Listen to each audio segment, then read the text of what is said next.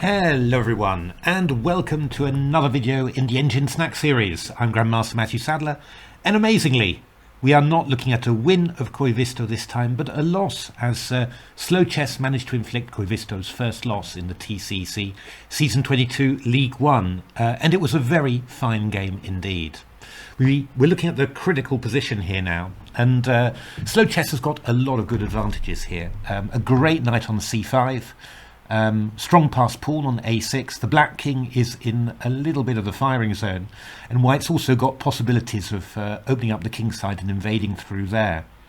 SlowChess chose a tactical route to victory that required some very precise calculation.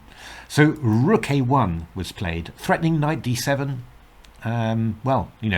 It's not going to be checkmate, but it's going to be close, because we'll go knight d7. For example, if you went h takes g4, I'd go knight d7, king a7, knight takes c6 check, king a8, and knight b6 checkmate. So there's a pretty big threat there. What did Koivisto do? Koivisto sort of fought fire with fire and played this great move, knight takes d4. And now it's going to get really sharp. King takes d4 allows knight b5 check, and the c5 knight goes. So knight d7 check was played, but king b5. So the idea is you take the knight on d4, I'll take the knight on b4. But SlowChess unleashed rook b1, and there's a couple of things that are a little bit worrying for black here. King takes d4 is threatened, knight takes d5, discovered attack is threatened. But there's an incredible resource here. I mean, king a5 was played. And I mean, I had to, I was just staring at it thinking, well, what's the point here? Why can't I take on d4? And then it suddenly hit me that black has this amazing idea, c5 check. If you go knight takes c5, then just knight b5 check, king d3, and rook takes c5. Easy. If king takes c5, we've got knight a6 discovered check. Double check, actually. King d6, knight takes b4. Still looks a bit ropey for black, because the white king can get in amongst the kingside pawns, but this d pawn's a bit of a runner, and in practice it just seems to be about equal, amazingly enough. But Slowbits had anticipated this, played the move a7. That's not a good thing to see happening. Knight db5, so attacking this pawn on a7.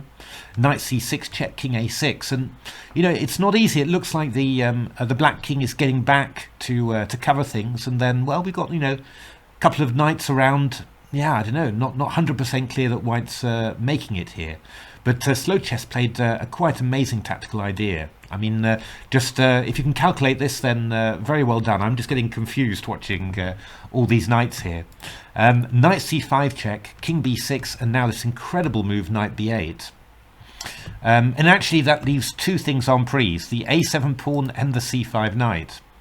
So if I take on a7, we've got this gorgeous idea, knight bd7, and actually the knights are covering all of these escape squares, so rook a1 check is simply going to be mate.